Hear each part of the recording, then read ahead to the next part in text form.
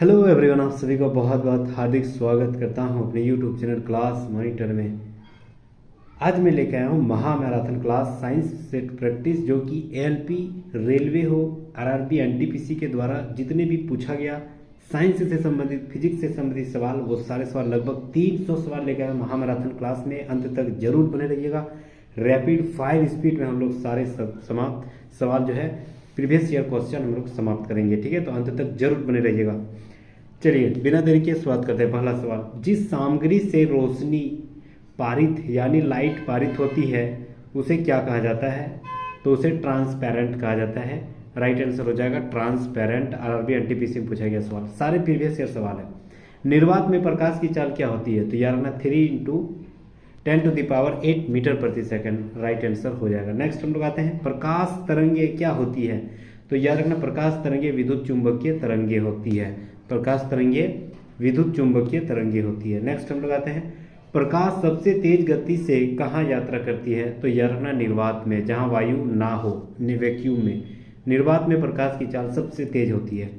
Next अगला सवाल आता है, प्रकाश का क्वांटम सिद्धांत किसने प्रतिपादित किया था? तो याद रखना है, प्रकाश का क्वांटम सिद्धांत प्लांक ने प्रतिपादित किया था। राइट आंसर हो जाएगा। एएलपी द्वारा पूछा गया सवाल। बहुत कम समय है, एग्जाम होने वाली है 25 नवंबर के बाद से। एएलपी और आरपीएफ का भी एग्जाम अगले महीने होने वाली है। समय बहुत कम है, हमें बहुत सारे जो है साइंस में धुरंधर बनना पड़ेगा, तो प्लीज अंत तक जरूर बने रहिएगा। 300 सवाल लेकर आया महामैराथन आज की क्लास में। अगला सवाल है कि रंग का विचलन कोण सबसे कम किसकी होती है? तो यार ना, विचलन सबसे कम लाल रंगों की होती है। राइट आंसर हो जाएगा लाल। नेक्स्ट हम लोग आते हैं, प्रकाश का अनुप्रस्थ तरंग है।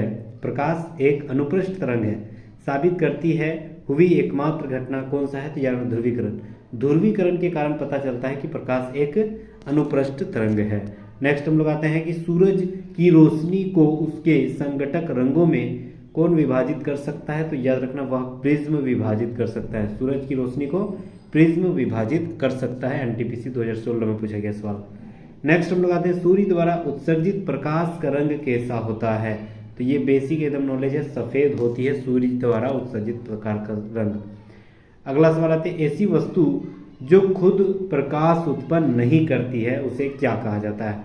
तो यह रखना, उसे अप्रदीप्त वस्तु कहा जाता है, जो प्रकाश लाइट नहीं करता हो। ग्रुप डी में पूछा गया सवाल। नेक्स्ट हम लोग आते हैं, वस्तुएं जो अपनी रोशनी स्वयं उत्पादित कर देते हो, जिसका खुद का रोशनी है, उसे चमकदार वस्तु कहा जाता है। ग्रुप डी 2018 में पूछा गया सवाल। अगले सवाल है कि हमें घास का रंग हरा दिखाई देता है, क्यों दिखाई देता है? क्योंकि हमारे हरे रंग का प्रकाश का वापस हमारी आंखों में परिवर्तित कर जाती है, इसीलिए। आरआरबी एनटीपीसी में पूछा गया सवाल। अगला सवाल है कि हरी पत्तियों का पौधा लाल रोशनी में रखने पर कैसा दिखाई देता है? तो लाल रोशनी में दिखाई देने लगता है काला। ठीक है, याद रखना है, काला दिखाई देने लगता है। अगला सवाल है कि किस साल में ओले रोमर ने इतिहास में पहली बार प्रकाश की गति को मापा था? किसने मापा था? ओले रोमर ने। कब मापा था? तो याद रखना है 1676 में, 1676 ईस्वी में। आरआरबी एनटीपीसी 2016 में पूछा गया सवाल है। नेक्स्ट हम लोग आते हैं, तारे चमकते हैं किंतु ग्रह नहीं, क्यों? तो यह रखना है, वे पृथ्वी के करीब है, इसलिए उससे अधिक प्रकाश मिलता है, और प्रबलता में अधिक छोटे मोटे परिवर्तन होते हैं, इसीलिए वह नजर भी नहीं आते। मतलब बता रहा है कि तारे क्यों चमकते हैं। तो याद रखना, वह पृथ्वी के जो है दूर में है, और बीच में क्या है, रोशनी आती है, तो वही रोशनी का परावर्तन के कारण जो है वह तारे चमकता हुआ प्रतीत होता है। चमकता नहीं है, प्रतीत होता है। जबकि ग्रह जो है हमारे पृथ्वी के करीब है, तो वो बड़ा दिखाई देता है, तो इसीलिए वह प्रकाश की लाइट से अपवर्तन नहीं हो पाता है। नेक्स्ट हम लोग आते हैं, सूर्य की रोशनी में हरे रंग का दिखाई देने वाला एक कपड़ा लाल रोशनी में देखे जाने वाले काले रंग का दिखाई देता है, क्योंकि अगर सूर्य की रोशनी में हरा कलर जो है, हरा दिखाई देने वाला कपड़ा लाल रोशनी में दिखाई देने वाला वह काला दिखाई देगा। क्यों? तो यार ना, कपड़ा जो है लाल रंग का तरंग आयाम पूर्णतया अवशोषित कर लेता है। राइट आंसर हो जाएगा। एनटीपीसी 2016 में पूछा गया सवाल है। नेक्स्ट हम लोग आते हैं, अंतरिक्ष यान से अंतरिक्ष यात्री को आकाश कैसा दिखाई देता है? तो काला। आरआरबी ग्रुप डी में पूछा गया सवाल, बेसिक नॉलेज है। अगला सवाल हम लोग आते हैं, बहुत रैपिड फायर में हम लोग समाप्त करेंगे। 300 सवाल बहुत बड़ी सवाल है, बहुत ज़्यादा सवाल है, तो रिपीट नहीं करना है सवाल को, और अंत तक जरूर बने रहिएगा। स्पीड में हम लोग खत्म करेंगे। वास्तविक सूर्योदय से 2 मिनट पहले सूर्य दिखना और वास्तविक सूर्योदय के 2 मिनट बाद सूर्य दिखने के कारण कौन जिम्मेदार है? तो यार ना वायुमंडल का अपवर्तन जो है इसका जिम्मेदार है। ये बहुत इंपॉर्टेंट सवाल है, एनटीपीसी में पूछा गया सवाल। अगला है कि गली के पीले लाइट में क्या प्रयोग किया जाता है? अगर गली में पीला लाइट जो रोशनी जो होता है ना, वह आपका सोडियम के कारण पीला दिखाई देता है, राइट आंसर हो जाएगा। एनटीपीसी में पूछा गया सवाल। हवा में प्रकाश की चाल क्या होती है? तो अभी बताएं 3 × 10⁸ मीटर प्रति सेकंड। नेक्स्ट हम किसी माध्यम की प्रकाश को परावर्तित करने की क्षमता क्या कहलाती है? तो यह प्रकाश का घनत्व कहलाती है। प्रकाश का परावर्तन प्रकाश का घनत्व पर डिपेंड करता है। चलिए अगला हम लोग आते हैं दूसरा चैप्टर, प्रकाश का प्रकीर्णन। टिंडल प्रभाव प्रकाश से कैसे संबंधित है? तो यह रखना प्रकीर्णन से संबंधित है, एनटीपीसी में पूछा गया सवाल। बादलों का रंग सफेद कैसे दिखाई देता है? तो यह प्रकीर्णन के कारण। उदय और अस्त होते हुए सूर्य लाल प्रतीत होती दिखाई देती है, किसके कारण? तो यह प्रकीर्णन के कारण। ये बेसिक एकदम नॉलेज है। प्रकाश की एक पुंज की दरों में तैरते कणों से टकराव के कारण होने वाले प्रकीर्ण से उत्पन्न चमक की क्या प्रक्रिया होती है? तो याद रखना है यह टिंडल प्रभाव के कारण दिखाई देती है। नेक्स्ट हम लोग चैप्टर आते हैं प्रकाश का परावर्तन। और परावर्तन के नियम से एक सवाल है कि जब प्रकाश किसी चमकीली सतह पर आपतित होती है तो क्या परावर्तित होती है? परावर्तित घटना क्या घटती है? तो यह नियमित होती है। मतलब जितना प्रकाश आ रही है उतना ही प्रकाश जब मतलब रिफ्लेक्स होगी जाएगी, और जिस कोण से मतलब वह आपतित होती है उसी कोण से ही वह परावर्तित भी होगी, यही नियम बताता है। हम लोग अब आते हैं समतल दर्पण से परावर्तन। एक समतल दर्पण के लिए छवि कैसी होती है? तो यह रखना है आभासी और पार्श्व उल्टा दिखाई देता है। अगला सवाल, एक समतल दर्पण की छवि कैसी होती है? तो यह रखना आभासी और पार्श्व उल्टा। ये सवाल रिपीट हो गया। नेक्स्ट हम लोग आते हैं दर्पण में प्रतिबिंब का आकार हमेशा बिंब के आकार के समान होती है, वह समतल दर्पण ही होता है। समतल दर्पण में जो उसका प्रतिबिंब है और बिंब दोनों की हाइट समान होती है, जो हम लोग घरों में इस्तेमाल करते हैं। अब हम लोग आते हैं गोलीय दर्पण से संबंधित सवाल, जो रेलवे के द्वारा एएलपी के द्वारा पूछा गया सवाल। एक गोलाकार दर्पण और पतली गोलाकार लेंस प्रत्येक 20 सेंटीमीटर के फोकस लंबाई है, ऐसे परिदृश्य में सत्य होने की क्या संभावना है? तो दोनों क्या हो जाएगा? अवतल दर्पण है, यही एक सत्य है। नेक्स्ट हम लोग आते हैं एक अवतल दर्पण की वक्रता त्रिज्या 30 सेंटीमीटर है। कार्टेशियन साइन कन्वेंशन के अनुसार इसकी फोकस दूरी उसकी आधी हो जाएगी 15 सेंटीमीटर। ठीक है। नेक्स्ट हम लोग आते हैं उत्तल दर्पण का प्रयोग किया जाता है कहाँ? तो यह है वाहनों में पश्चिम दृश्य मिरर देखने के लिए जो हम लोग को बाइक में जो मिरर लगा रहता है शीशा, वह उत्तल दर्पण होती है। ये याद रखना, एनटीपीसी और ग्रुप डी में पूछे गए सवाल है। नेक्स्ट हम लोग आते हैं गोलाकार दर्पण की वक्रता का केंद्र कैसा होता है? तो याद रखना इसके गोले जो है खोखले का केंद्र होता है, जिसका गोलाकार का एक भाग होती है। एलपी द्वारा पूछा गया सवाल। नेक्स्ट, जिस बिंदु पर सभी किरणें मिल जाती है उसे क्या कहा जाता है? उसे फोकस कहा जाता है। ग्रुप डी में पूछा गया सवाल। अगला सवाल आते हैं दर्पण की प्रतिबिंब सतह कहाँ पर स्थित होती है? याद रखना यह पोल पर स्थित होती है। अगला सवाल है कि एक दर्पण के वक्रता की फोकस लंबाई और त्रिज्या के बीच में क्या संबंध है? तो याद रखना R = 2F, यही संबंध है। मतलब त्रिज्या बराबर 2 गुना होती है फोकस दूरी की। अगला सवाल आते हैं एक अभिसरण दर्पण किसे कहा जाता है? अभिसरण मतलब अवतल दर्पण को ही अभिसरण दर्पण कहा जाता है। सवाल ऐसे बन सकते हैं, बेसिक नॉलेज है। नेक्स्ट हम लोग आते हैं दर्पण समीकरण के संबंध में क्या कथन सही है? तो याद रखना सभी दूरियों को दर्पण के ध्रुव से मापा जाना चाहिए, यही सही है। अगला नेक्स्ट हम लोग आते हैं एक उत्तल दर्पण जिसकी फोकस लंबाई F को एक द्रव में डुबाया जाता है, मतलब तो द्रव के दर्पण की फोकस लंबाई क्या होती है? तो वही जितना 4/3 में डुबाया गया तो वही 4/3 F ही हो जाएगा फोकस 3। नेक्स्ट हम लोग आते हैं एक सक्रिय दर्पण जिसमें परावर्तन सतह अंदर की ओर धंसा हो उसे क्या कहा जाएगा? वह से अवतल दर्पण कहा जाता है। अगला सवाल गोलाकार दर्पण की प्रतिबिंब सतह के केंद्र को क्या कहा जाता है? उसे ध्रुव कहा जाता है, यानी पोल कहा जाता है। एलपी द्वारा पूछा गया सवाल। यदि आप एक दर्पण में देखते हैं और पाते हैं कि छवि आपका छोटा दिखाई दे रहा है तो याद रखना वह दर्पण कौन सा है? तो याद रखना है वह उत्तल दर्पण है। एलपी द्वारा पूछा गया सवाल।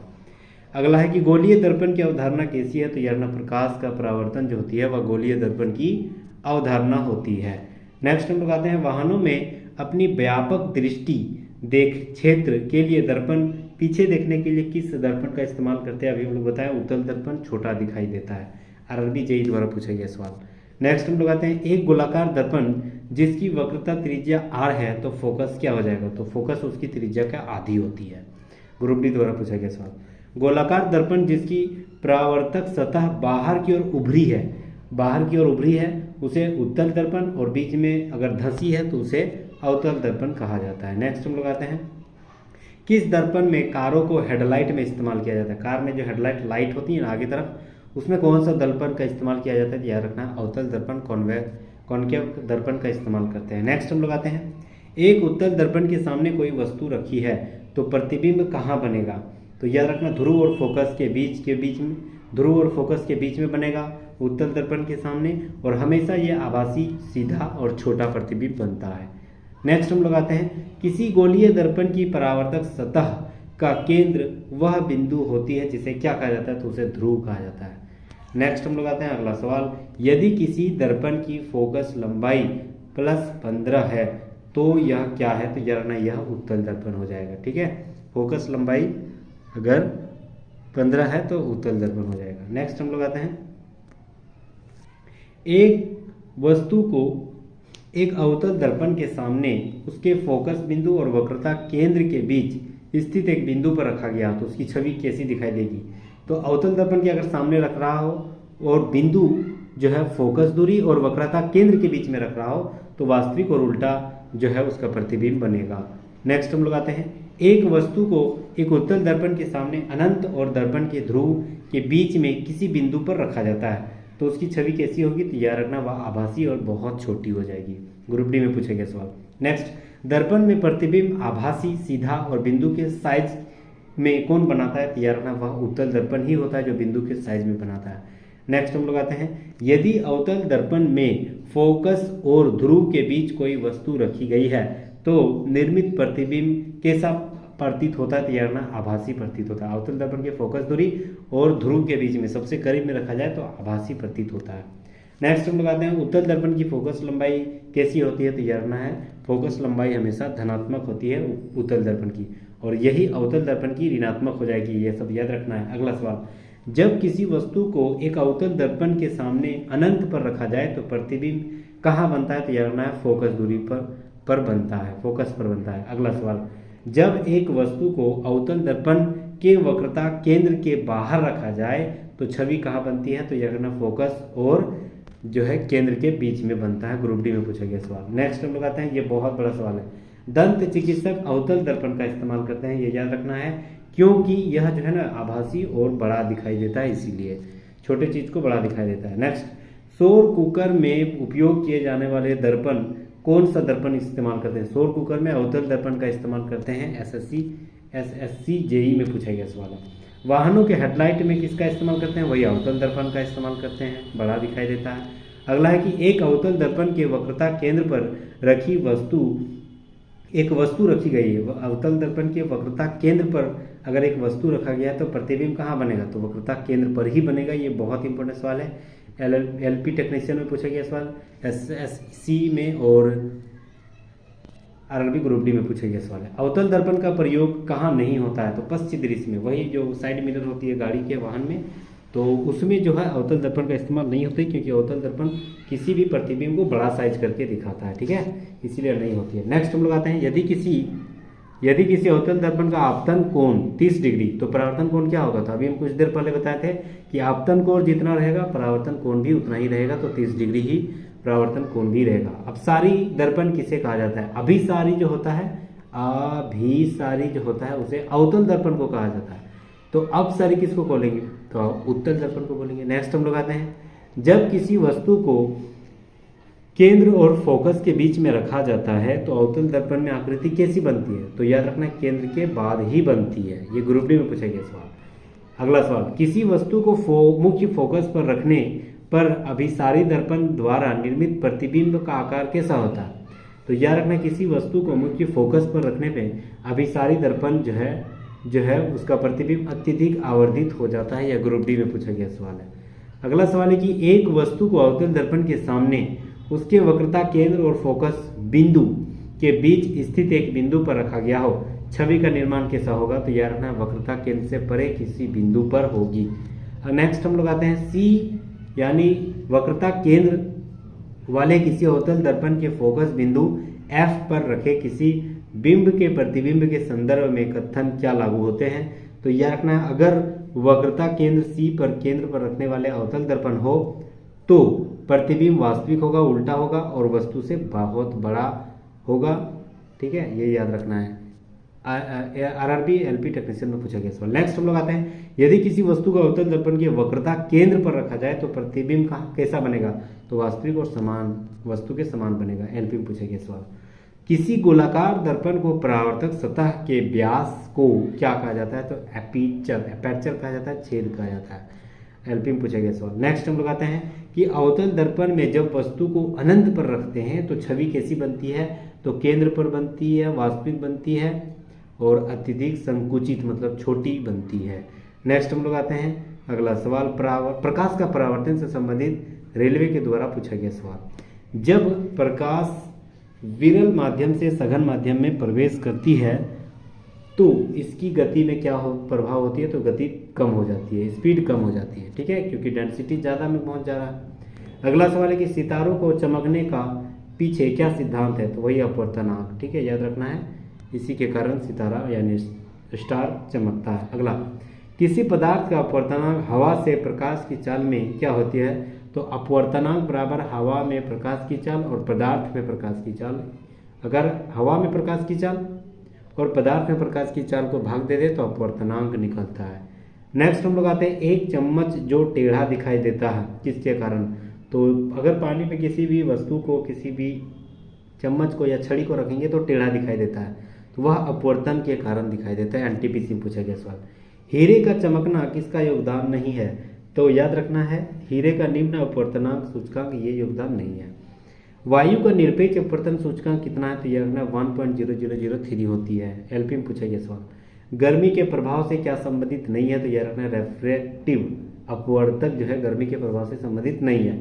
अगला है कि निर्वात से एक माध्यम में प्रकाश की गति के अनुपात को क्या कहा जाता है? रिफ्रैक्टिव इंडेक्स कहा जाता है। नेक्स्ट हम लोग आते हैं, किसी भी माध्यम का पूर्ण अपवर्तन सूचकांक हमेशा क्या होती है? तो यह रखना 1 से अधिक होती है।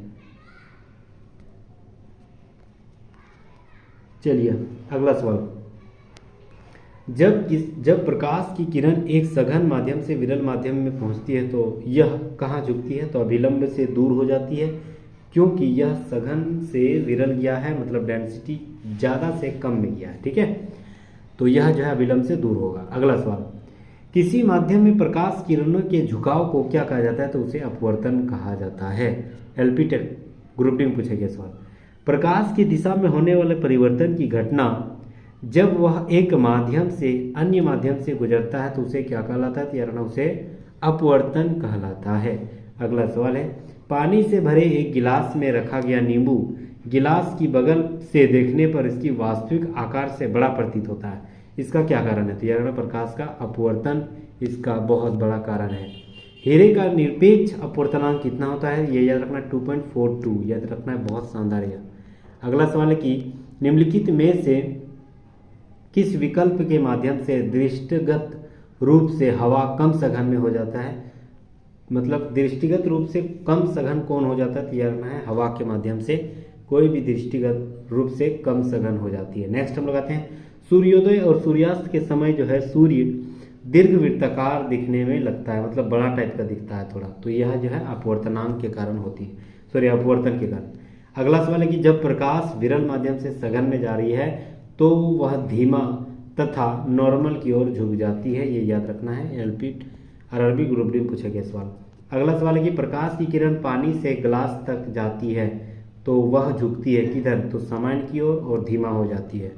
नेक्स्ट हम लोग आते हैं, जब प्रकाश एक सघन माध्यम से विरल माध्यम में प्रवेश करती है तो इसका गति क्या होती है? तो बढ़ जाती है। सघन से विरल जा रही है मतलब जहाँ मतलब किसी भी गिलास से हवा में जा रहे तो हवा में तो बहुत कम डेंसिटी है गिलास के अकॉर्डिंग, तो वहाँ पर उसकी गति बढ़ जाएगी। नेक्स्ट हम लोग आते हैं, वायुमंडलीय अपवर्तन के कारण सूर्योदय और सूर्यास्त में लगभग कितनी देरी होती है? तो 2 मिनट, ये इंपॉर्टेंट सवाल है, 2 मिनट। अगला सवाल है कि जब प्रकाश सघन माध्यम से विरल माध्यम में प्रवेश करती है तो उसकी प्रकाश की जो स्पीड है वह तो धीमी हो जाती है, और याद रखना वह जो है नॉर्मल से दूर झुक जाती है। मतलब सघन माध्यम से विरल माध्यम में प्रवेश कर रही है तो प्रकाश धीमी नहीं तेज हो जाएगी, ये याद रखना, ये गलत हो जाएगा। प्रकाश तेज हो जाएगी और नॉर्मल से दूर हो जाती है। अगला सवाल है कि कुछ निश्चित पदार्थों के अपवर्तक सूचकांक के आरोही क्रम में दर्शाएं। तो सबसे पहले बाएं से दाएं अगर दर्शाना है तो बर्फ होती है अपवर्तनांक सूचकांक के आधार पर, फिर केरोसिन, फिर बेंजीन, फिर सेदा नमक। नेक्स्ट हम लोग आते हैं माध्यम के अपवर्तनांक सबसे कम किसमें होती है, तो हवा में। किस स्थिति में एक अभिलंब किरण, आपतित किरण और परावर्तित किरण सभी एक ही सतह पर उपस्थित रहती है, तो यह ना अपवर्तन और परावर्तन के स्थिति में। नेक्स्ट हम लोग आते हैं किसके कारण आकाश का तारा टिमटिमाता हुआ दिखता है, तो यह रहना अपवर्तन के कारण। नेक्स्ट हम लोग आते हैं दो माध्यमों के मध्य सीमा पर प्रकाश के मुड़ने की घटना को क्या कहा जाता है, तो इसे अपवर्तन कहा जाता है। अगला सवाल, आकाश का नीला रंग दिखाई देने का कारण क्या है, तो यह रखना यह जो है एक नीला रंग की तरंगधैर्घ्य अपेक्षाकृत निम्न होती है, ठीक है। यह हवा के अणुओं को सर्वाधिक परावर्तित कर देती है, ठीक है, प्रकीर्णित कर देती है, इसीलिए नीला दिखाई देता है। इसकी अपेक्षाकृत तरंगधैर्घ्य कम होती है श्वेत के भांति। अगला हम लोग टॉपिक आते हैं लेंस, उत्तल और अवतल लेंस से संबंधित जानते हैं। सवाल है कि जब कोई वस्तु उत्तल लेंस के कहाँ पर रखा जाए कि प्रतिबिंब आभासी और सीधा दिखाई देता है, तो यह रखना F1 और O के मध्य में यहाँ पर रखा जाए तो यह रखना प्रतिबिंब आभासी, अभिवर्धित और सीधा दिखाई देता है। नेक्स्ट हम लोग आते हैं अवतल दर्पण के मुख्य फोकस पर मिलती हुई प्रतीत होने वाली प्रकाश किरण अपवर्तन के बाद जो है क्या निकलती है, तो यह रखना है मुख्य अक्ष के समांतर निकलती है। आरआरबी जेईई में पूछा गया सवाल। अगला सवाल है कि परावर्ती किरणों के वास्तविक प्रतिच्छेदन द्वारा निर्मित प्रतिबिंब हमेशा क्या होती है, तो यह वास्तविक होती है। नेक्स्ट हम लोग आते हैं एक उत्तल लेंस की फोकस लंबाई क्या होती है, तो यह हमेशा धनात्मक होती है। नेक्स्ट हम लोग आते हैं किसी वस्तु का प्रतिबिंब उसके वास्तविक आकार को प्राप्त करने के लिए वस्तु को उत्तल लेंस के सामने कहाँ पर रखा जाता है, तो वास्तविक आकार को प्राप्त करने के लिए वस्तु को 2f1 पर रखा जाता है। शानदार सवाल था। नेक्स्ट हम लोग आते हैं एक लेंस के किस होकर गुजरने वाले प्रकाश की किरण बिना किसी विचलन से निकल जाती है, तो प्रकाशिक केंद्र पर यहाँ से अगर गुजर रही है तो बिना किसी विचलन के सहारे निकल जाती है प्रकाश की रे। अगला सवाल है कि जब एक वस्तु को उत्तल लेंस के 2f1 स्थिति पर रखते हैं तो छवि का आकार क्या होता है, तो यह रखना वह पूर्वत यानी वैसे ही रहती है जितना छवि उसका जैसा साइज होती है। अगला सवाल है एक लेंस की शक्ति उसके किसके उल्टा होती है, तो यह रखना फोकस दूरी के व्युत्क्रमानुपाती होते हैं। एक लेंस की क्षमता -2.0 डायोप्टर है, यह डी क्या है, तो यह एक डायोप्टर है, डायोप्टर को इंगित करता है। अगला सवाल अवतल लेंस की नाभिकीय लंबाई कैसी होती है, तो याद रखना यह ऋणात्मक होती है। नेक्स्ट हम लोग आते हैं अभिसरण का बिंदु या वह बिंदु जिससे लेंस में किरणें उत्पन्न होती है उस वह प्रतीत होती है, उसे क्या कहते हैं, तो उसे फोकस दूरी कहलाता है। जब वस्तु को कहाँ पर रखा जाए कि अभिसरण लेंस में कोई भी प्रतिबिंब नहीं बनता, तो याद रखना वह फोकस बिंदु पर अगर रखा जाए तो अभिसरण लेंस में कोई भी प्रतिबिंब नहीं बनता है। ये इंपॉर्टेंट सवाल था।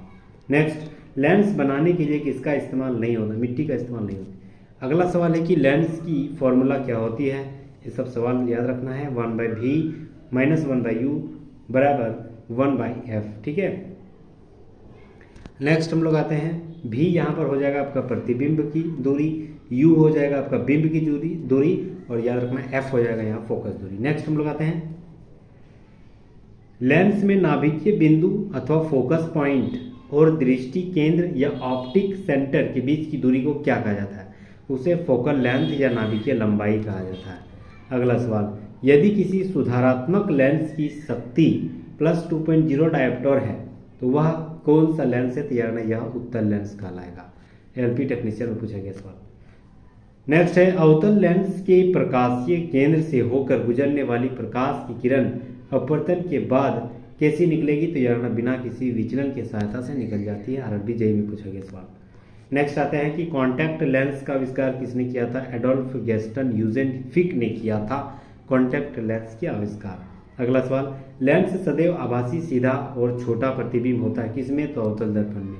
अवतल दर्पण में हमेशा आभासी, छोटा और सीधा प्रतीत होता है। अब हम लोग आते हैं मानव नेत्र से संबंधित जितने भी सवाल आते हैं। लेंस का उपयोग जो है निकट दृष्टि दोष यानी मायोपिया से पीड़ित लोगों द्वारा किया जाता है, वह अवतल दर्पण। निकट दृष्टि दोष अगर किसी की समस्या है तो उसका चश्मा अवतल लेंस का इस्तेमाल किया जाता है, चश्मे में अवतल लेंस लगा रहता है। अगला सवाल कि दूर दृष्टि अगर व्यक्ति सुस्पष्ट पढ़ने के लिए पठन पाठन की सामग्री को कहाँ रखना पड़ता है? 25 सेंटीमीटर मिनिमम होनी चाहिए, तभी सुस्पष्ट दिखाई देगी। अगला सवाल है कि एक विकार जिसमें एक व्यक्ति दूर की वस्तु को स्पष्ट रूप से नहीं देख पाता है, मतलब निकट दृष्टि दोष है, उसी को तो मायोपिया कहा जाता है, तो राइट आंसर मायोपिया हो जाएगा। दूर दृष्टि दोष से पीड़ित व्यक्ति को नेत्र में किसी वस्तु का प्रतिबिंब कहाँ पर बनता है? तो यार ना रेटिना के पीछे बनता है, दूर चला जाता है, ठीक है, पीछे मतलब दूर चला जाता है। अगला सवाल, हाइपरमेट्रोपिया से पीड़ित व्यक्ति को लेंस किसका इस्तेमाल करते हैं? तो यार ना यह जो है उत्तल लेंस का इस्तेमाल करते हैं, ठीक है। अगला सवाल है, अभिनेत्र लेंस की फोकस दूरी में परिवर्तन की कौन सी क्रिया के कारण होती है? तो यह ना पक्षमापी मांसपेशियों की क्रिया के कारण अभिनेत्र लेंस की फोकस दूरी में परिवर्तन हो जाते हैं। अगला सवाल कि दो फोकस दूरी वाले लेंस का उपयोग किससे पीड़ित व्यक्तियों द्वारा किया जाता है? तो यह ना मायोपिया और हाइपरमेट्रोपिया के द्वारा किया जाता है। अगला सवाल, मानव के अभिनेत्र लेंस के पतला होने की फोकस दूरी क्या हो जाएगी? बढ़ जाएगी। अभिनेत्र लेंस के पतला होने से फोकस दूरी बढ़ जाती है, एसएससी जेईई में पूछेंगे सवाल। प्रकाशिक यंत्र से संबंधित सवाल देखते हैं। रोशनी के लिए साधारण बल्ब की जगह एलईडी और सीएफएल का इस्तेमाल कर रहे हैं, जिसका वजह क्या है? तो यार ना ऊर्जा दक्षता, ठीक है, ऊर्जा की बचत होती है और यह जो ऊर्जा ज़्यादा भी देती है, तो इसीलिए इस्तेमाल करते हैं। अगला सवाल, उपकरण में केवल उत्तल लेंस का इस्तेमाल करते हैं, उत्तल लेंस का इस्तेमाल करते हैं तो किसमें? तो यार ना माइक्रोस्कोप में उत्तल लेंस का इस्तेमाल करते हैं। नेक्स्ट हम लोग आते हैं, थिएटर में 3D फिल्में देखते हैं, हमें विशेष रूप से चश्मे पहनने के लिए दिया जाता है, वह चश्मा क्यों दिया जाता है? क्योंकि 3D फिल्में विशेष रूप रंग इस्तेमाल करते हैं जो मानव के आंखों को महसूस नहीं किया जाएगा, मतलब ज़्यादातर इफेक्ट नहीं पड़ता है, इसलिए चश्मा दिया जाता है। नेक्स्ट, पेरिस्कोप में प्रयोग किया जाता है, याद रखना साधारण शीशा का प्रयोग किया जाता है। अगला सवाल है कि ऑप्टिकल लेंस नहीं होता है, स्टेथोस्कोप ऑप्टिकल लेंस नहीं होता है। अब हम लोग आते हैं इंद्रधनुष। जब बूंदों से, जल की बूंदों से कौन से होकर परावर्तन किसके कारण जो है इंद्रधनुष बनता है? तो याद रखना प्रकाश के प्रतिबिंबन और अपवर्तन, ये याद रखना अपवर्तन के कारण इंद्रधनुष का बनता है। नेक्स्ट हम लोग आते हैं, श्वेत प्रकाश का उसके अवयवी वर्णों में विभाजन क्या कहलाता है? तो उसे विक्षेपण कहते हैं। अगला सवाल, श्वेत प्रकाश के 7 रंगों में कांच के प्रिज्म द्वारा प्रकाश के परिक्षेपण के बाद सबसे कम विचलित कौन सा रंग होती है? तो यार ना लाल रंग सबसे कम विचलित होती है। अगला सवाल, श्वेत प्रकाश के रंग की तरंगधैर्य सबसे ज्यादा किसमें है? तो यह रखना है लाल रंगों में सबसे ज्यादा तरंगधैर्य होती है। नेक्स्ट, जब श्वेत प्रकाश जो 7 रंगों का मिश्रण है कांच के प्रिज्म से होकर गुजरता है तो उसका परिक्षेपण क्या होता है? परिक्षेपण होता है, क्योंकि श्वेत प्रकाश के 7 रंग कांच के प्रिज्म से अलग अलग चाल से गुजरता है, इसलिए यह परिक्षेपण होती है। परिक्षेपण द्योतिक क्या करता है? तो यह श्वेत प्रकाश का अलग अलग रंगों में विभाजन ही परिक्षेपण द्योतिक कहलाता है। अगला सवाल, प्रकाश का अलग अलग रंगों में होने वाले बंटवारे को क्या कहा जाता है? तो उसे प्रसार या कहा जाता है। अब हम लोग आते हैं विद्युत आवेश से संबंधित सवाल।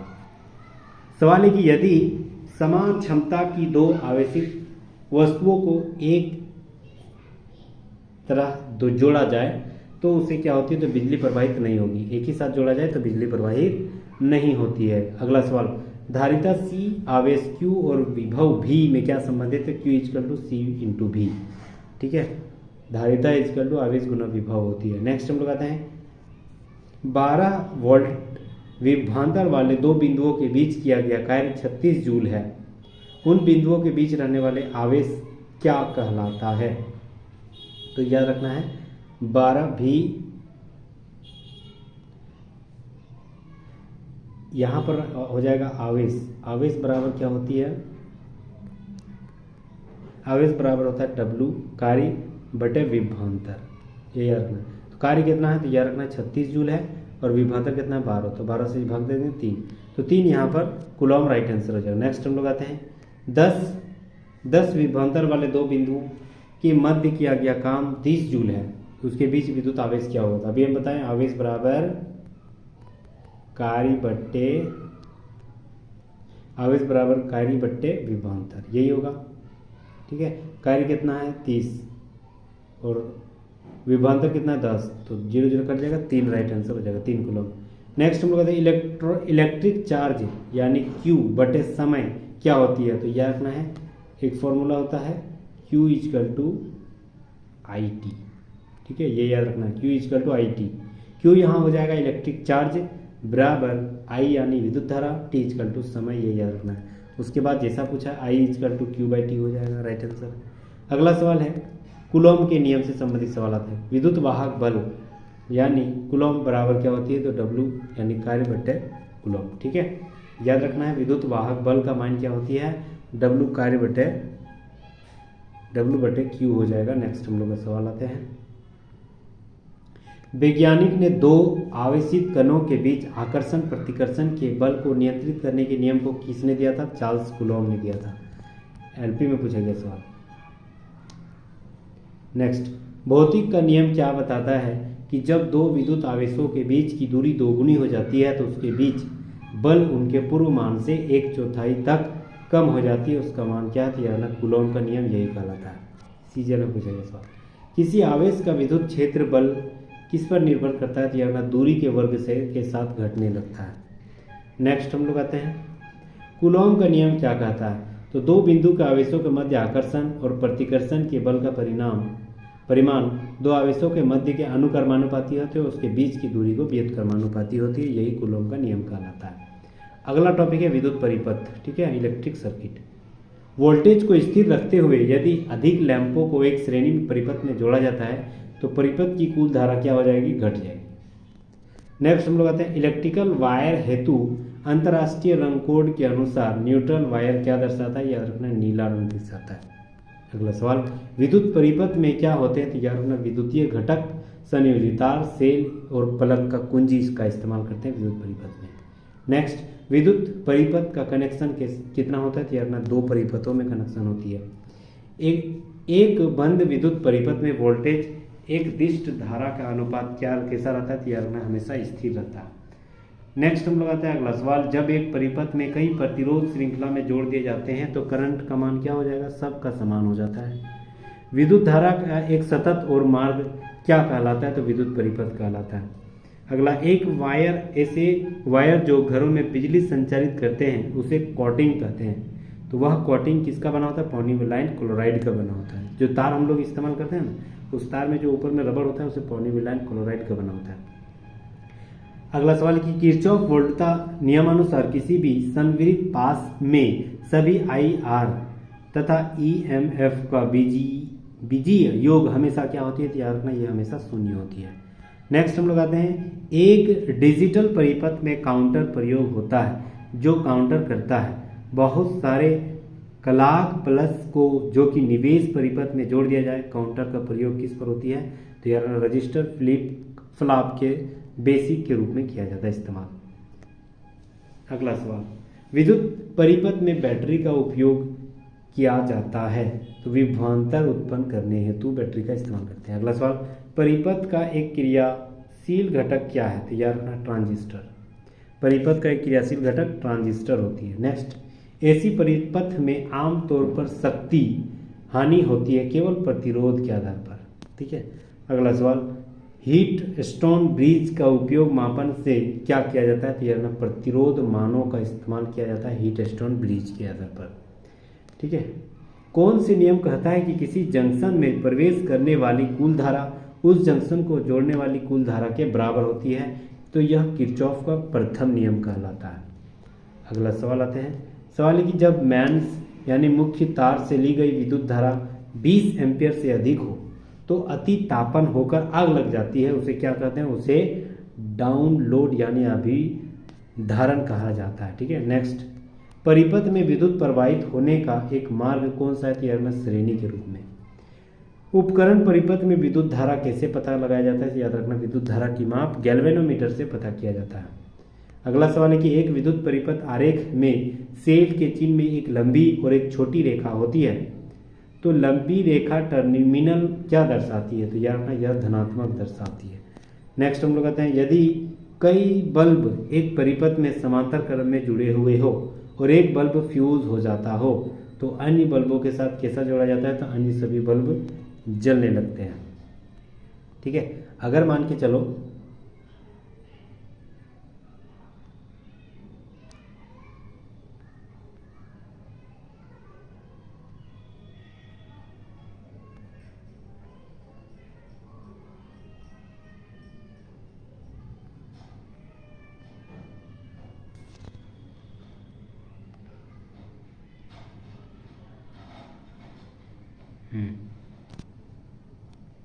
चलिए नेक्स्ट हम लोग आते हैं विद्युत धारा। एसी और डीसी क्या होते हैं? तो चार्ज का प्रवाह होता है। अगला सवाल, धारा प्रवाह को सुचालक के प्रतिरोध से संबंध करने वाले नियम को क्या कहते हैं? याद रखना, यह जूल का नियम कहलाता है। नेक्स्ट आते हैं, निम्नलिखित में से कौन सा नियम जो है वह विद्युत धारा के ऊष्मीय प्रभाव से संबंधित है? तो याद रखना, जूल का नियम।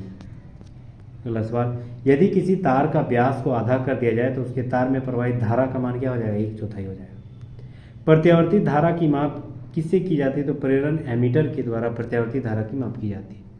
नेक्स्ट, विद्युतीय विग्नल आधारित किस पर है? तो याद रखना, धारा के ऊष्मीय प्रभाव पर आधारित है।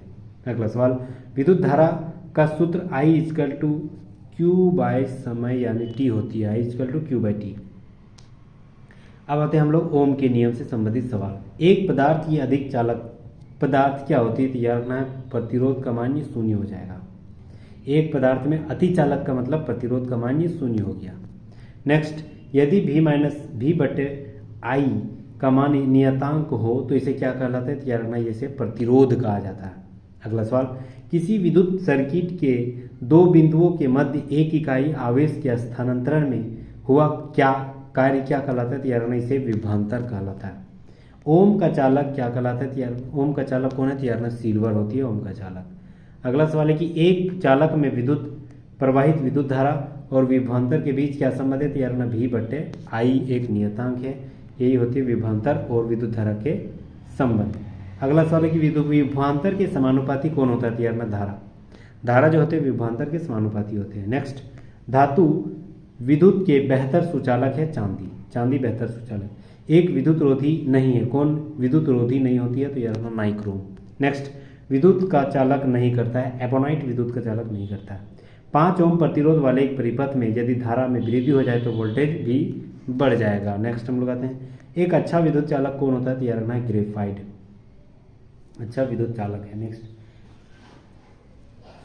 अगला सवाल है कि विद्युत रोधी कौन होता है? तो यार लकड़ी एक विद्युत रोधी है, मतलब विद्युत पार नहीं होता है। बिजली संचरण के लिए लोहे के बजाय तांबे का तार का इस्तेमाल करते हैं, क्यों? तो लोहे का अपेक्षा तांबा विद्युत अच्छा मतलब इसमें प्रवाहित होती है। अगला सवाल है कि विद्युत चालकता का आधार पर क्या विषम है? तो यार विद्युत चालकता रबड़ में नहीं होती है। विद्युत का सुचालक कौन है? तो यार तांबा। अगला सवाल है कि किसके अलावा अधातुएं विद्युत की कुचालक है? तो यार ग्रेफाइट जो है, इसी के अलावा ग्रेफाइट ही एकमात्र है अधातु जो विद्युत का सुचालक है, इसके अलावा सभी अधातुएं विद्युत का कुचालक होती है। एक इंसुलेटर कौन नहीं है? तो पारा यानी मरकरी एक इंसुलेटर नहीं होती है। अगला सवाल है कि ओम के नियम के कथन में क्या कथन सत्य है? तो बता रहा है कि किसी भी तार में प्रवाहित होने वाली विद्युत धारा की मात्रा तार के सिरों के मध्य विभवांतर के समानुपाती होती है। ओम का नियम यही कहता है। अगला सवाल, ओम के नियम क्या कहता है कि किसी भी संधारित्र के मध्य बहने वाली विद्युत धारा के साथ उसके विभवांतर का अनुपात उसके स्थिरांक होती है, बशर्ते उसकी भौतिक स्थितियां जैसे समान इत्यादि स्थिर हो। ओम का नियम कहलाता है। घोल बिजली का चालक नहीं है, तो ग्लूकोज घोल जो है बिजली का चालक नहीं होती है। ओम के नियम के अनुसार क्या स्थिरांक है? तभी हम लोग पढ़े V/I। ठीक है। नेक्स्ट हम लोग आते हैं कि यदि चालक के सिरों के बीच विभवांतर दोगुना कर दिया जाए तो उसमें प्रवाहित होने वाली धारा पर क्या प्रभाव पड़ेगा? तो धारा भी दोगुना हो जाएगा। याद रखना है, विभवांतर 2 गुना हो जाए तो धारा भी 2 गुना हो जाता है। नेक्स्ट हम लोग आते हैं, यदि कंडक्टर का प्रतिरोध 2 गुना कर दिया जाए तो विद्युत धारा आधी हो जाती है। यह किस कारण होती है? तो अभी हम बताएं V = IR। अब I = V/R, ये याद रखना है, ठीक है। नेक्स्ट हम लोग आते हैं, विभवांतर V और विद्युत धारा I के संबंध की खोज किसने किया था? ओम के नियम ने ही बताया था। नेक्स्ट हम लोग आते हैं, नियम एक चालक कंडक्टर में संपादित अंतर वर्तमान प्रवाह के बीच संबंधों को क्या बताएगा? यह ओम का नियम बताता है। ओम के नियम में किसमें और किसमें के बीच संबंध का वर्णन बताते हैं? विभवांतर और विद्युत धारा। ये बहुत इंपॉर्टेंट सवाल है, बहुत बड़ा सवाल है। ओम का नियम जो है विभवांतर और विद्युत धारा के बीच के संबंध को दर्शाता है। अब हम लोग आते हैं रेजिस्टेंस यानी प्रतिरोध से संबंधित।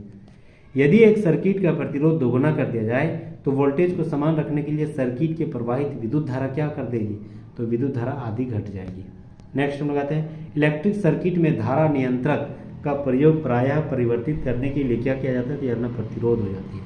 अगला सवाल, किसी पदार्थ की प्रतिरोधकता के मान में इसकी चालकता निर्धारित होती है। तो यह निम्न प्रतिरोध वाली धातु क्या होती है? सुचालक की भांति व्यवहार करती है। नेक्स्ट हम लोग आते हैं, विद्युत चालक की प्रतिरोधकता पर निर्भर करता है तो उसकी सामग्री यानी मटेरियल पर निर्भर करता है। अगला सवाल है कि सड़कों या गलियों में प्रकाशमय होने वाले लगाए गए लैंपों में किस में जोड़ी जाती है? यह जो है समांतर क्रम में जोड़ा जाता है। अगला सवाल है कि निम्न प्रतिरोधकता किस में होती है? तैयार रखना, माइक्रोम में निम्न प्रतिरोधकता होती है।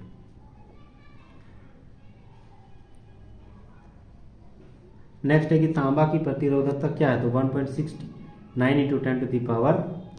10⁻⁻n ओम मीटर होती है तांबा की प्रतिरोधकता। एक कंडक्टर की प्रतिरोध सीधे किसके अनुपाती होती है? तो यार ना उसकी लंबाई के अनुपाती होती है। ग्रुप डी में पूछा गया सवाल। एक धातु के चालक किसका प्रतिरोध करता है? उसकी चालक के समानुपाती, ठीक है। समानुपाती जितना होगा, जितना मतलब लंबाई होगी उतना प्रतिरोध होगा। नेक्स्ट हम लोग आते हैं, अत्यधिक प्रतिरोध वाले चालक को क्या कहा जाता है? प्रतिरोधक कहा जाता है। एलपी में पूछा गया सवाल। अगर किसी चालक का प्रतिरोध आधा कर दिया जाए तो उसकी उसमें प्रभाव क्या हो जाएगा? उसमें प्रभाव भी आधा हो जाता है।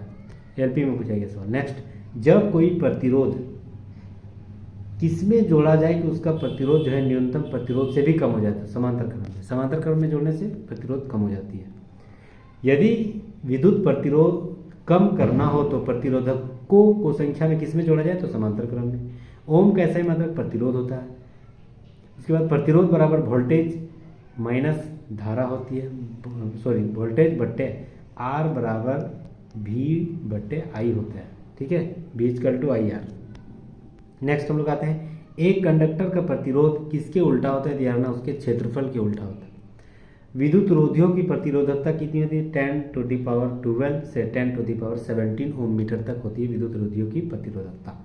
नेक्स्ट आते हैं, किसी समांतर परिपथ में यदि किसी खराबी के कारण एक विद्युतीय उपकरण कार्य करना बंद कर दें तो सभी तन्य विद्युतीय उपकरण क्या हो जाता है? यानी सामान्य रूप से कार्य करते रहते हैं।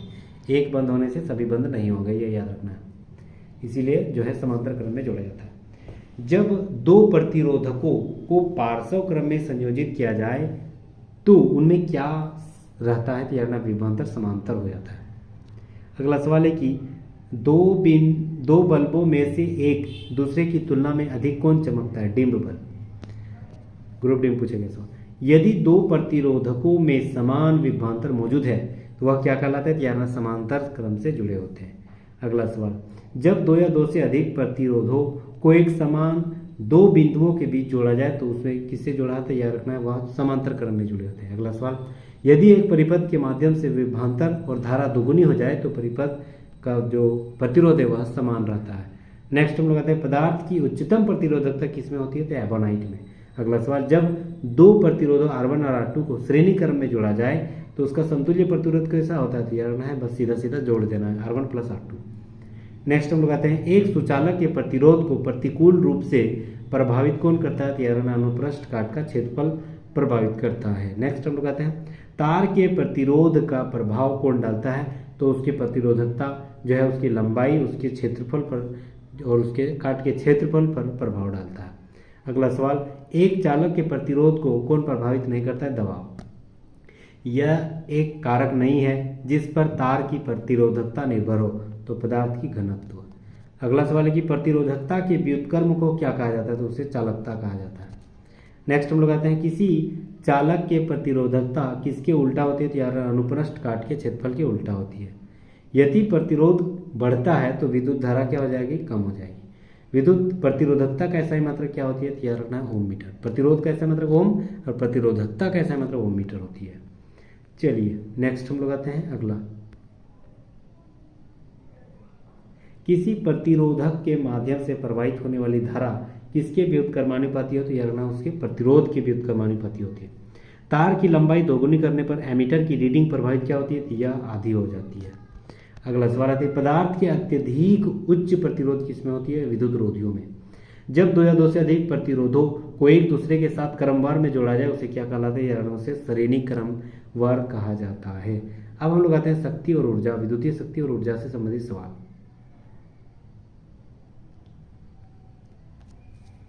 पद विद्युत परिपथ में विद्युत शक्ति को कौन निरूपित नहीं करता है? IR², ये निरूपित नहीं करता है। नेक्स्ट हम लोग आते हैं उष्मा के जूल नियम के अनुसार सर्किट में उत्पन्न उष्मा कुछ कारकों पर निर्भर करता है, उसे किस पे आरोपित किया जा सकता है? तो यह धारा, चालक की प्रतिरोध और उसकी धारा की प्रवाहित होने वाले समय की अवधि निर्भर करती है। अगला सवाल, विद्युतीय शक्ति मापने की इकाइयों के संदर्भ में क्या कथन सही नहीं है? तो 1 किलोवाट बराबर 1000 वाट के बराबर होती है। ठीक है, ये सही नहीं है। 1 किलोवाट बराबर 1000 वाट, ये तो सही है। अगला सवाल, यहाँ मिट गया है। हाँ, विद्युत बल्ब में प्रदर्शित विद्युत की रेटिंग 100 वाट के मतलब क्या होती है? तो यह रखना है वह बल्ब प्रति सेकंड 100 जूल ऊर्जा खर्च करेगा, यही 100 वाट का मतलब है। 1 सेकंड में 100 वाट ऊर्जा जो है विमुक्त करेगा। चलिए नेक्स्ट, विद्युत ऊर्जा का वाणिज्यिक इकाई क्या है? तो यह रखना किलोवाट प्रति घंटा, किलोवाट घंटा। अगला सवाल आते हैं, प्रतिरोध और आई करंट बनाए रखता है, इसमें V और T से क्या संबंधित है? विद्युत ऊर्जा VIT होती है, ये फॉर्मूला है।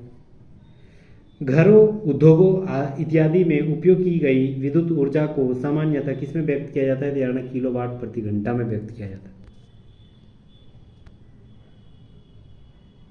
विद्युत कार्य की दर अथवा विद्युत ऊर्जा व्यय होने की दर को क्या कहा जाता है? तो उसे शक्ति कहा जाता है। नेक्स्ट, विद्युत यंत्र,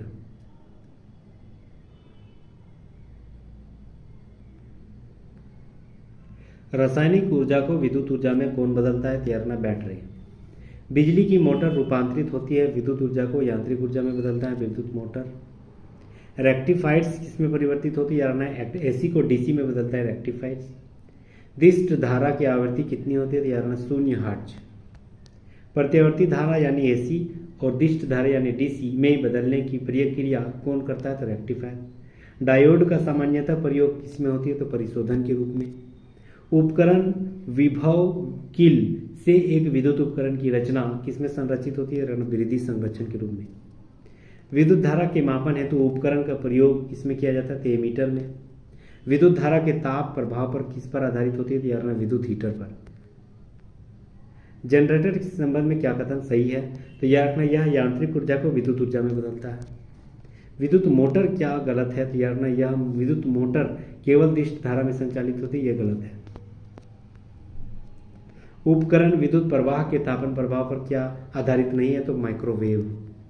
विद्युत ऊर्जा को यांत्रिक ऊर्जा में कौन परिवर्तित करता है? तो याद रखना है वह विद्युत पंखा, मतलब उसमें मोटर लगा होता है। घरेलू विद्युत सर्किट के अतिभारण को रोकने के लिए क्या सावधानी बरतनी चाहिए? तो फ्यूज सर्किट से जुड़ा होना चाहिए। बहुत सारे उपकरण को एकल सर्किट में नहीं जोड़ा जाना चाहिए। खराब उपकरण को सर्किट में नहीं जोड़ा जाना चाहिए। बहुत ही शानदार सवाल। विद्युत धारा के तापीय प्रभाव के व्यवहारिक अनुप्रयोगों पर क्या आधारित नहीं है? तो इलेक्ट्रॉनिक घंटी आधारित नहीं है।